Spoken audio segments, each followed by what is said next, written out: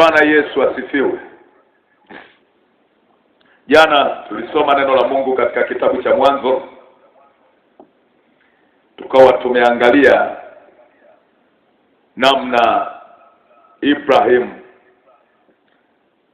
anazungumza na Mungu, anafanya kikao na Mungu.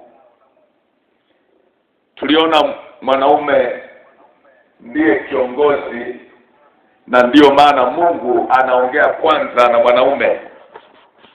Mwanaume ndiye kiongozi, ndio maana Mungu anaongea kwanza na mwanaume.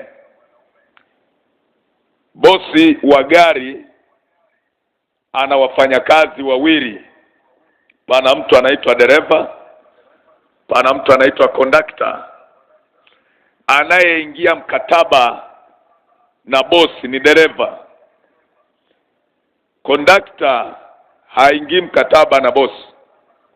Conductor anaingia mkataba na dereva. Na ndio maana dereva anaweza kubadilisha makondakta kwa kadri atakavyoona. Lakini gari lile liko mikononi mwa dereva. Kwa hiyo mkataba wa maisha duniani, Mungu aliingia mkataba na mwanadamu mwanaume. Mwanadamu utatakiwa uishije? Mwanaume ndiye alifanya mkataba na Mungu. Maisha ya mwanadamu chini ya jua yatakuwaje?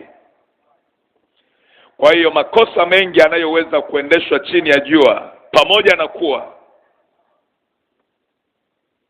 kila mmoja atalipwa sawasawa na matendo aliyoyafanya,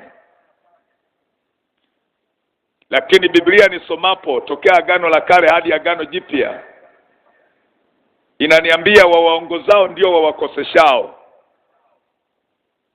Kipofu akimuongoza kipofu, wote watatumbukia shimoni.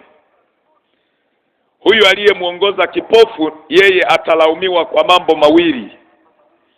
Jambo la kwanza, alianzaje kumuongoza mwenzie ikiwa na yeye haoni? Jambo la pili, aliongozaje ikiwa anakoenda hakujui? Kosa la kutumbukia linabebwa na yule anayeongoza. Kosa la kusafiri linabebwa na wote wawili. Wewe ulijua kabisa huyu haoni na yeye, na amekwambia haoni, alafu ukamfuata. Ulionaje ukijibakia hapo hapo ili uongozwe na anayeona? Kwa hiyo leo niseme, ninawaomba sana, nitaenda mwendo wa darasani. Jambo hili ni muhimu sana lifahamike vizuri. Lakini kwanza kabisa, kabla sijaendelea, naomba nichukue neno moja kutoka katika kitabu cha Matendo ya Mitume. Matendo ya Mitume sura ya 21. Ule mstari wa kwanza. Neno la Mungu linasema, enyi wanaume, ndugu zangu na baba zangu, nisikilizeni nikijitetea mbele yenu sasa. Paulo alikuwa akihubiri, akakamatwa, akapelekwa mbele ya wazee. Pale hapana wanawake. Kwa nini? Kwa sababu sheria zinashikiliwa na wanaume. Kwa nini? Kwa sababu miongozo, kanuni, wasimamizi wa maadili na tabia ni wanaume.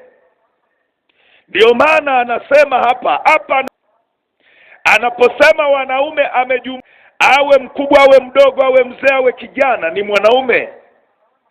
Lakini ameanza kugawa makundi. Anasema ndugu zangu, manake hao ni watu wa umri rika sawa. Na baba zangu, hao maana yake ni wale wanaomzidi umri wake, walio sawa na yeye na kushuka chini. Ametumia ndugu zangu. Walio zaidi yake ametumia baba zangu.